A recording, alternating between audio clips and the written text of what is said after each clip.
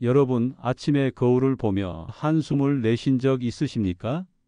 거울 속 모습이 어제와 달라 보일 때가 있습니다. 주름은 늘고 머리카락은 희어지고 표정은 어둡습니다. 어느새 자신감이 줄고 마음이 작아지는 순간입니다. 모임에 나갔는데 괜히 위축되어 말이 잘 안 나옵니다. 예전에는 먼저 이야기하던 내가 조용히 앉아만 있습니다. 대화가 이어지지 않아 자리를 피하고 싶었던 적도 있습니다. 손주들이 스마트폰으로 즐겁게 대화하는데 나는 따라가지 못해 멀찍이 떨어져 바라보게 됩니다. 그럴 때마다 세상에서 조금씩 멀어지는 기분이 듭니다. 사실 이런 경험은 많은 시니어 분들이 공통으로 겪습니다. 저는 30년간 시니어 환자들을 진료한 내과 의사 박성훈입니다. 수많은 환자분들과 대화를 나누며 그 마음을 직접 들었습니다. 몸이 아프다는 말씀보다 더 자주 하신 말씀이 있습니다. 나는 이제 아무짝에도 쓸모가 없다라는 한숨입니다. 68세 김정자 할머니도 비슷한 시간을 보내셨습니다. 퇴직 후 방에만 계시며 하루 종일 창밖만 바라보셨습니다. 손주가 찾아와도 웃지 못했고 목소리도 작아졌습니다. 그러던 어느 날 작은 변화가 찾아왔습니다. 동네 아이에게 책을 읽어주는 일을 시작하셨습니다. 처음엔 짧은 시간이었지만 아이가 웃을 때 마음이 열렸습니다. 그 후 손주와 함께 산책을 하며 활기를 되찾으셨습니다. 웃음이 돌아오자 표정과 걸음걸이도 달라졌습니다. 자존감은 나이와 상관없이 다시 살아날 수 있음을 보여주셨습니다. 오늘 이 영상을 끝까지 보신다면 그 방법을 직접 알게 되실 겁니다. 여러분의 삶에도 충분히 적용할 수 있는 실천법을 전해드립니다. 작은 변화가 어떻게 큰 희망이 되는지 확인하실 수 있습니다. 구독과 좋아요는 더 많은 분들께 희망을 전하는 힘이 됩니다. 많은 분들이 건강이 약해져 자신감을 잃었다고 말씀하십니다. 거울 속 주름이 늘어날 때마다 마음이 무너진다고 하십니다. 하지만 자존감은 단순히 외모나 체력 때문이 아닙니다. 겉으로 보이는 이유 뒤에는 더 깊은 문제가 숨어 있습니다. 사람은 누구나 의미와 역할 속에서 살아갑니다. 나는 여전히 필요한 존재인가라는 질문이 핵심입니다. 퇴직 후 직장이라는 무대가 사라지면 공허감이 찾아옵니다. 매일 함께하던 동료가 사라지고 하루는 길고 무료해집니다. 자녀는 성장해 독립하고 손주는 바빠 자주 오지 못합니다. 집안에서의 존재감은 예전 같지 않다고 느끼십니다. 대화할 사람이 줄어 외로움이 커지고 마음은 다칩니다. 스마트폰과 디지털 기술은 낯설고 어렵기만 합니다. 젊은 세대와의 대화는 이어가기조차 힘듭니다. 이럴 때 사람은 스스로 쓸모없는 존재라 생각하게 됩니다. 저는 진료실에서 이런 고백을 수없이 들었습니다. 나는 이제 아무짝에도 쓸모가 없다는 한숨이었습니다. 70세 이호철 어르신도 같은 말씀을 하셨습니다. 나를 하루 종일 아무도 필요로 하지 않는다. 그 한마디 속에 담긴 무게가 얼마나 컸는지 기억납니다. 이 고백은 단순한 외로움이 아니라 존재의 상실감이었습니다. 몸의 약화보다 마음의 상실이 더 크게 다가온 것입니다. 실제로 연구에서도 자존감이 낮은 어르신은 건강 회복 속도도 더딘 것으로 보고되었습니다. 마음이 무너지면 몸도 쉽게 회복되지 않는다는 뜻입니다. 저는 환자분들을 보며 확신하게 되었습니다. 결국 자존감의 본질은 외모나 건강이 아니었습니다. 내가 누군가에게 의미 있는 존재인가라는 질문이었습니다. 이 질문에 답을 찾을 때 비로소 자존감은 다시 세워집니다. 여러분도 반드시 그 답을 찾으실 수 있습니다. 오늘 영상의 남은 부분에서 그 길을 함께 나누겠습니다. 여러분은 혼자가 아니고 희망은 분명히 있습니다. 저는 많은 분들이 변화를 경험하는 것을 보았습니다. 75세 장윤호 어르신은 퇴직 후 늘 방 안에 계셨습니다. 밖에 나가지 않고 사람을 만나는 것도 두려워하셨습니다. 스스로 세상에 필요 없는 사람이라 말하셨습니다. 그러던 어느 날 손자의 부탁으로 숙제를 봐주셨습니다. 처음에는 잠시 도와주는 일이라 생각하셨습니다. 하지만 아이가 할아버지 고마워요라고 말했을 때 그 얼굴이 밝아지며 마음이 움직이셨습니다. 그 후로는 동네 아이들의 공부를 봐주기 시작했습니다. 이제는 동네에서 선생님이라 불리며 존경을 받고 있습니다. 그분의 자존감은 눈에 띄게 달라졌습니다. 또 한 분은 75세 김선희 할머니였습니다. 늘 스마트폰을 두려워하며 대화를 피하셨습니다. 손주가 사진을 보내주어도 볼 수가 없었습니다. 그러던 중 지역센터에서 열린 강좌에 참여하셨습니다.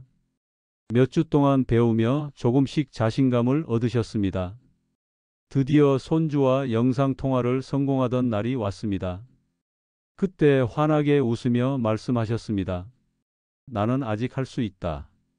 그 순간 삶 전체가 밝아지며 활력이 되살아났습니다. 또 한 분은 72세 정순의 할머니였습니다. 남편을 잃고 깊은 상실 속에 계셨던 분입니다.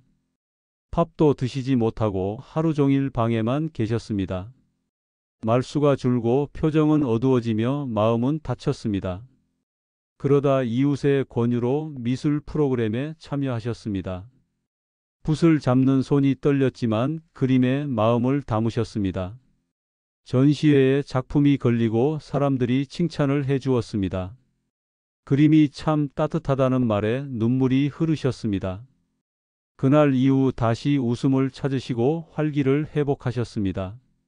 상실의 아픔 속에서도 새로운 역할을 만나셨습니다. 이 세 분의 공통점은 모두 새로운 역할을 찾으셨다는 점입니다. 역할이 생기자 자존감은 자연스럽게 회복되었습니다. 여러분도 지금부터 같은 길을 걸으실 수 있습니다. 희망은 멀리 있지 않고 작은 선택에서 시작됩니다. 이제 삶을 바꾸는 8가지 방법을 자세히 말씀드리겠습니다. 첫째는 자세 세우기입니다. 하루 3번 1분씩 어깨를 펴고 허리를 곱게 세워 보십시오. 처음에는 어색하지만 금세 익숙해집니다. 몸을 펴면 호흡이 깊어지고 표정이 달라집니다. 실제로 71세 이정순 할머니는 이 습관으로 달라지셨습니다. 늘 어깨를 움츠리셨지만 이제는 당당히 걸으십니다. 주변 사람들이 달라진 모습을 보고 칭찬했습니다. 그 말 한마디가 큰 힘이 되었다고 말씀하셨습니다. 몸이 펴지면 마음도 펴진다는 말은 과학적으로도 맞습니다. 자세는 뇌의 감정 회로와 연결되어 있기 때문입니다. 작은 자세 교정이 자신감을 키우는 출발점이 됩니다. 둘째는 거울 앞 긍정 대화입니다. 아침마다 거울을 보며 스스로에게 말해 보십시오. 나는 소중하다, 오늘도 잘 해낼 수 있다라고 말하십시오. 짧은 문장이지만 반복될수록 마음이 바뀝니다. 69세 김병호 어르신은 매일 아침 이를 실천하셨습니다. 한 달이 지나자 표정이 달라졌고 말투가 부드러워졌습니다. 주변 사람들이 밝아졌다 말씀해 주시자 자신감이 커졌습니다. 내 귀가 듣는 말이 결국 내 마음을 바꾼다는 것을 보여줍니다. 셋째는 하루 10분 산책입니다. 멀리 갈 필요 없습니다. 집 근처만 걸어도 됩니다. 햇살과 바람은 뇌에 긍정 신호를 보냅니다. 걸으면서 몸은 따뜻해지고 생각은 정리됩니다. 처음에는 10분도 힘들 수 있습니다. 그러나 매일 조금씩 늘리면 체력이 달라집니다. 76세 박인자 할머니는 무릎이 아파 걷기를 피하셨습니다. 하지만 의사의 권유로 매일 10분만 걸으셨습니다. 3개월 뒤 표정은 환해지고 걸음은 가벼워졌습니다. 걷기는 몸과 마음을 함께 회복시키는 가장 쉬운 방법입니다. 넷째는 안부 메시지 보내기입니다. 손주에게 잘 지내니라고 문자를 보내 보십시오. 친구에게 짧은 이모티콘 하나만 보내도 좋습니다. 처음엔 어색하지만 상대의 답장이 큰 힘이 됩니다. 어떤 할머니는 매일 아침 손주에게 밥 먹었니라고 보내십니다. 손주가 답을 하지 않아도 할머니는 웃으십니다. 내가 연결되어 있다는 감각이 마음을 든든하게 합니다. 관계가 이어질 때 자존감은 자연스럽게 살아납니다. 다섯째는 도움 줄 사람을 찾는 것입니다. 이웃의 짐을 들어주거나 가족의 일을 도와 보십시오. 나는 필요한 사람이라는 경험은 강력한 힘이 됩니다. 70세 윤상호 어르신은 경비 일을 하시며 주민의 짐을 자주 들어주셨습니다. 그 작은 행동이 주민들에게 큰 감사로 돌아왔습니다. 덕분에 편했습니다라는 말이 그분의 자존감을 살렸습니다. 누군가에게 필요하다는 경험은 어떤 약보다 강력합니다. 여섯째는 새로운 것을 배우는 것입니다.